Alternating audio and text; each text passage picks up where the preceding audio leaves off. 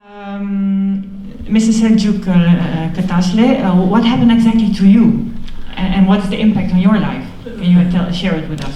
Thank you. Thanks for the kind invitation. Actually, nothing happened to me. Thanks God for the time being. I'm in Brussels. I'm the representative of Zaman in Brussels since 2001. Lots of things happened to my newspaper and to the media outlets that I'm working with. To begin with, actually, I think we should speak about Mr. Hidayet Karaca. Hidayet Karaca is the president, chairman of one of the largest broadcasting companies in Turkey, Zaman Group. He has been in jail since December 14th. He's still in jail, and he is accused of leading an armed terrorist organization. And my other boss, the editor-in-chief of Zaman, Mr. Dumanlı, he is tried for the same crime, for the same accusation, leading an armed terrorist organization. Thanks God he is not in prison, he's not behind the bars. But he is being tried. He cannot travel abroad. There's a ban on him not to travel abroad. And just recently, we are getting increasingly concerned as we receive information that the government could do something just before the elections, on the eve of the elections, that they can confiscate the newspaper, my newspaper. How do you get this kind of information? Well, there's a guy with the name Fuat. He's a Twitter phenomenon. He writes on the Twitter, and most of the time, unfortunately, what he says comes true. So he wrote something that there could be some confiscation, but it's not only Fuat.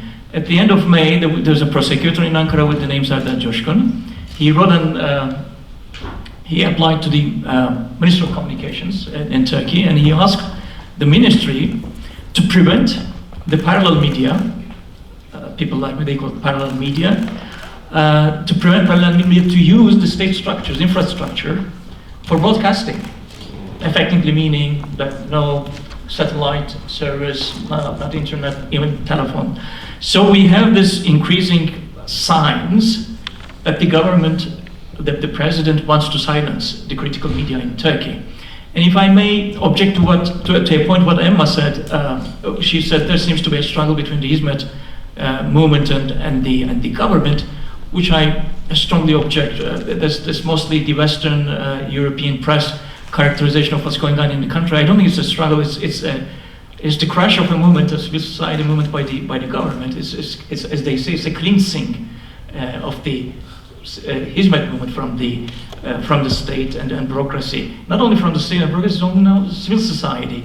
For example, Cumhuriyet, what Mr. Babahan talked about, Cumhuriyet. Cumhuriyet has nothing to do with the parallel state or parallel structure. Take the example of Doğan Group.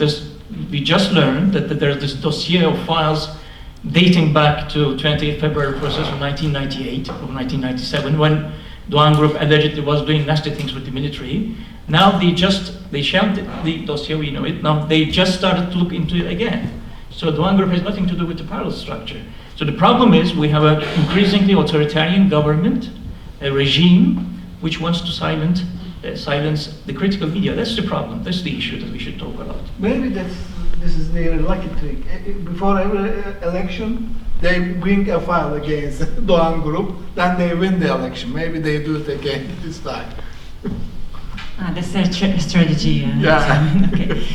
Then another question. When I was preparing this evening, I got criticized on social media that I am now in an evening that with journalists from Zaman or Taraf, who maybe first did not have so much problem with Erdogan, or for example, then the story of Ahmet Sik, I hope I pronounced it well, came up.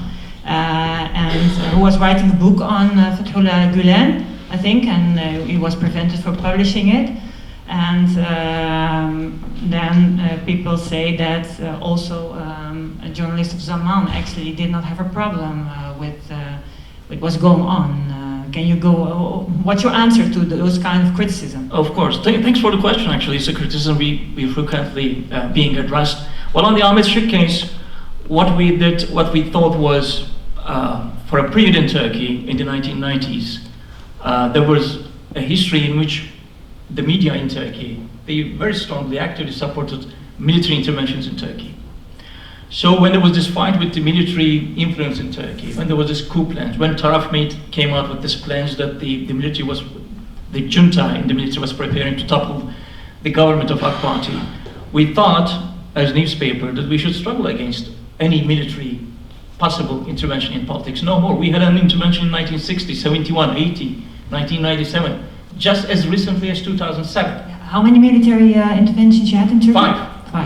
5. And we have all kinds of them. Samuel Huntington, the famous Huntington, in his book, The Political Sociology, he is actually giving the Turkey as a good example of the kinds of coup d'etats. In 1960, we had a junta in the military, a classical one, tanks rolling on the streets. In 1971, there was a warning from the military and the government resigned. There was no tanks on the streets.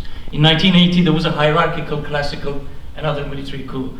In 1997, we had the postmodern coup. In 2007, we had the e-memorandum, because it was on the internet. There was a warning on the internet. So we have all kinds of this military interventions in Turkish history. So for a moment, I think we were blinded by the ferocity of these allegations that there would be a military coup and there would be some part of the media that could have support, that would have supported the military intervention. That's why we took a position.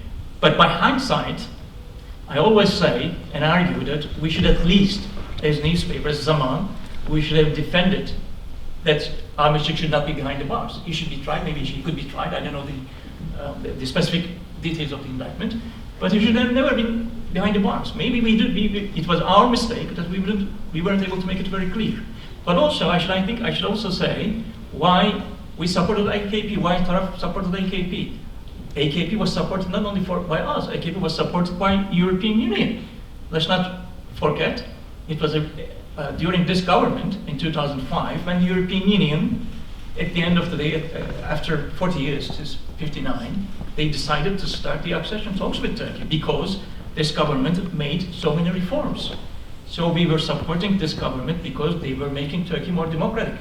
They were expanding the fundamental freedoms and rights. That was the reason we supported them. So in very short, you're saying that the AKP started out quite well, but they really changed. It's not only my observation. Look at the progress reports the European Commission have come out since 2001, 2002. You will see this.